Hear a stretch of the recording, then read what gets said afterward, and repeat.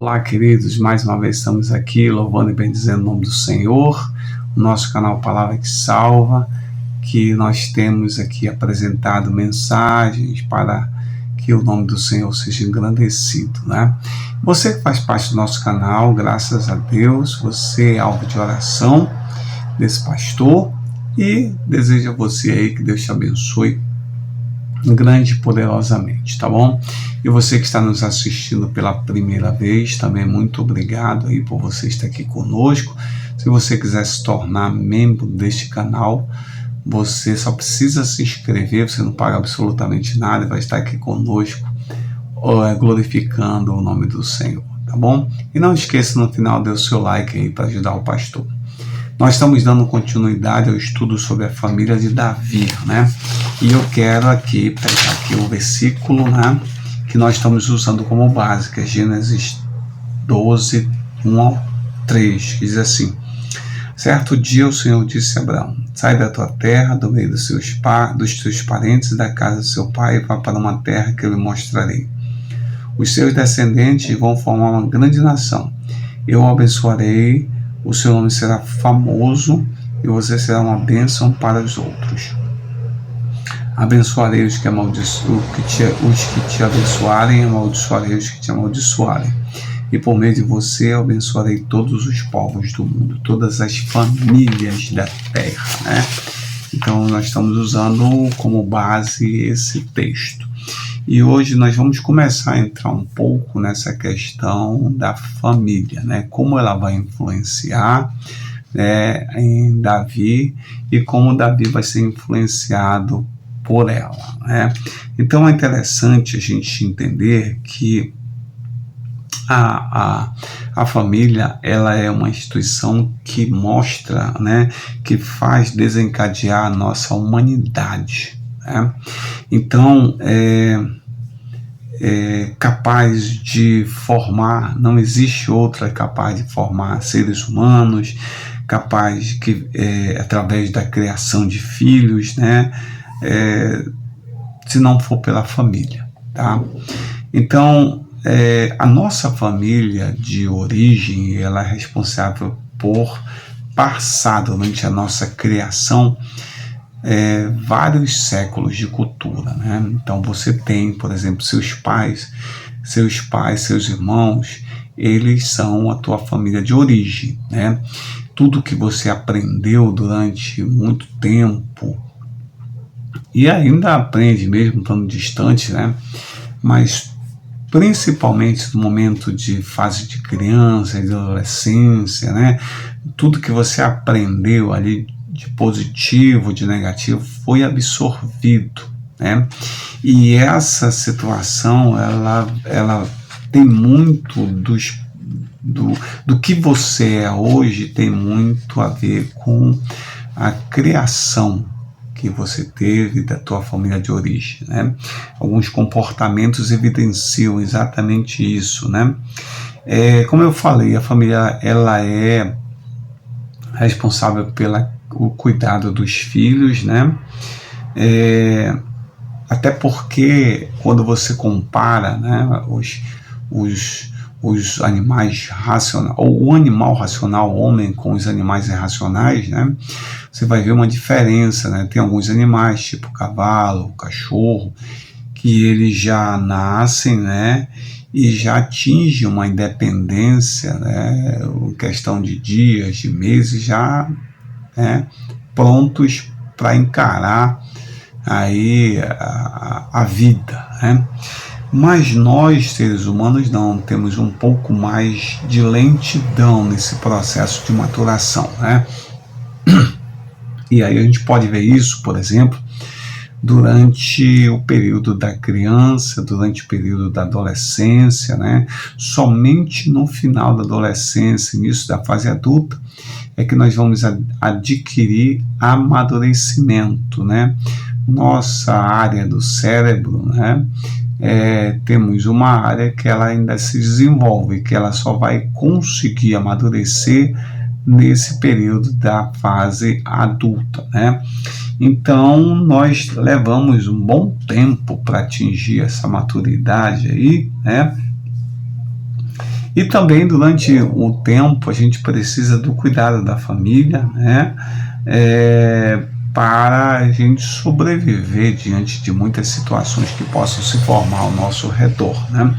Todo um conhecimento, todo um cuidado, toda uma transmissão de informação, né? Para que venha nos dar o suporte de determinadas situações que possam acontecer conosco, né? Então, tudo isso, todo esse aprendizado, como posso citar, ele é aprendido nesse contexto de família, né? Independente da estrutura que ela possua, né? Então, vai se aprender dentro desse contexto, né? E aí a gente vai ver o quê? Conceitos, a família transmitindo conceitos, a família transmitindo valores, né? A família internalizando ao longo da vida muitas coisas na nossa vida que a gente vai levar aí para todo o restante, né? Fase adulta, fase da velhice, num relacionamento conjugal, né? Vão aparecer alguns resquícios desse comportamento que podem ou não gerar conflitos, né? Também tem outra questão, né, que a gente costuma dizer assim, que pais não são aqueles que geram, né, mas os que criam também são, e são merecedores disso, né, porque quando se fala de família, não se trata somente de uma questão de procriação, né, mais desse contexto biológico, né, mas se trata também de uma relação de afeto, né, uma relação social. Isso também constrói o indivíduo.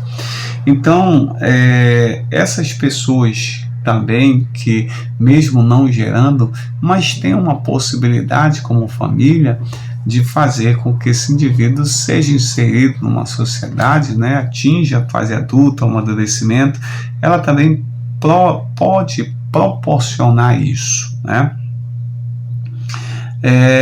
Durante esses anos de amadurecimento, nós aprendemos a perceber o mundo com os olhos daqueles que cuidam de nós, né? Então, por exemplo, assim, a minha percepção a respeito de mim mesmo, a minha percepção a respeito do outro, a minha percepção a respeito do mundo, né?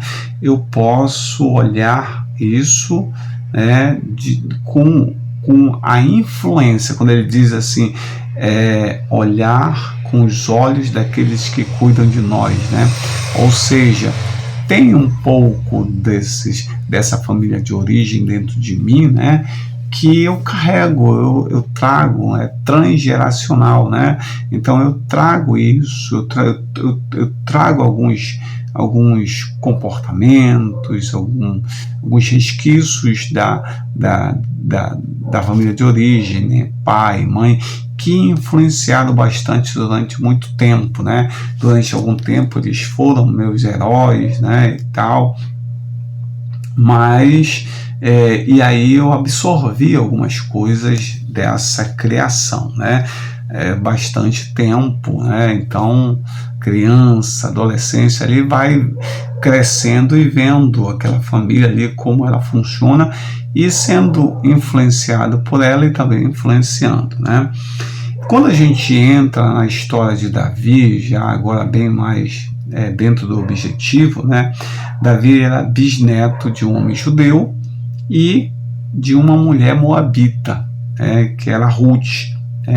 Então, provavelmente, ele deve ter recebido alguns costumes, alguns valores, né, dessa família de origem, que vem desde lá, né? Ruth ali, que era moabita, né?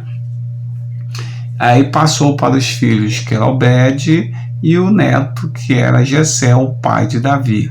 Então tem toda uma transgeracionalidade nesse sentido, né, de que Davi é fruto disso, né? Então, valores, crenças, costumes, ele vai aprender também disso, né? Isso é prova, por exemplo, em 1 Samuel 22:34, né?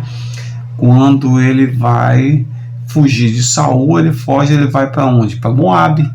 Então ele conhecia de alguma coisa, conhecia algum costume, conhecia de alguns valores ali, através dessa transgeracionalidade, né? Porque Ruth era moabita, né? E aí alguma coisa de estratégia militar, por exemplo, né? Que vai ajudar na consolidação do reino, ele também pode ter aprendido ali, pode ter visto alguma coisa, né? A família dos bisavós de Davi era de agricultores, né? A Bíblia diz que a atividade de Obed, avô de Davi, né, era uma atividade ela não informa qual era a atividade, né?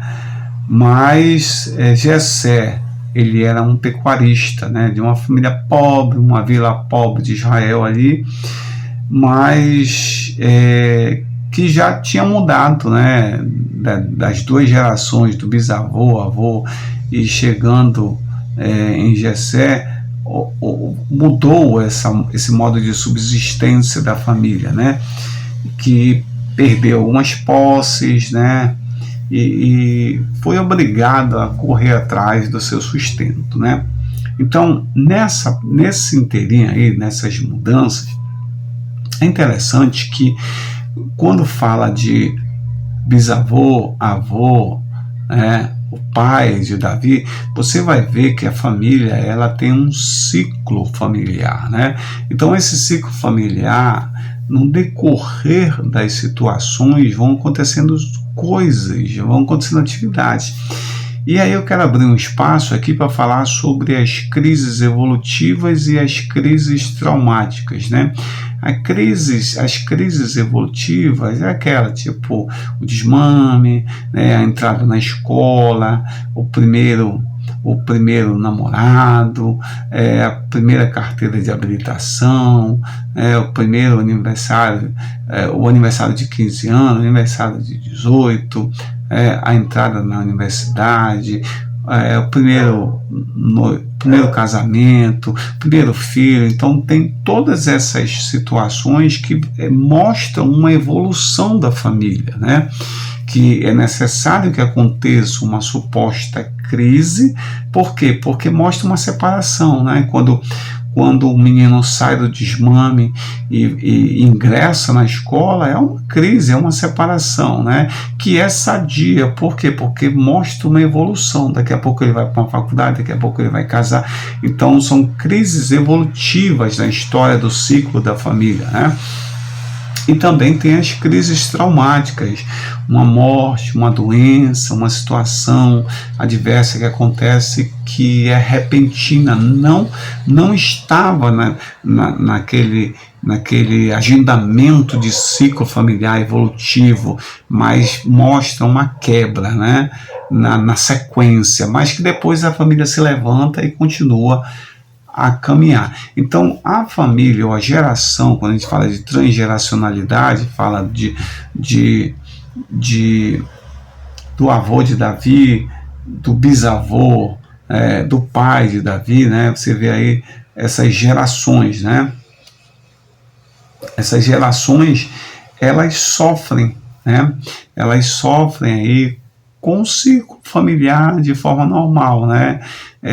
Do bisavô para o pai de Davi, que era Jessé, houve algumas perdas, houve algumas situações de posse, né? O próprio ciclo familiar que vai acontecendo forçou pela situação ao redor, econômica, política, social, forçou a família de Davi a buscar um tipo de sustento, né? Que era um pouco menor, digamos, do que aquilo que se tinha lá na família do avô e do bisavô, mas que é um ciclo normal da família, que todas as famílias passam por essas situações, né? Quando às vezes a família está bem, às vezes não está financeiramente, mas é absolutamente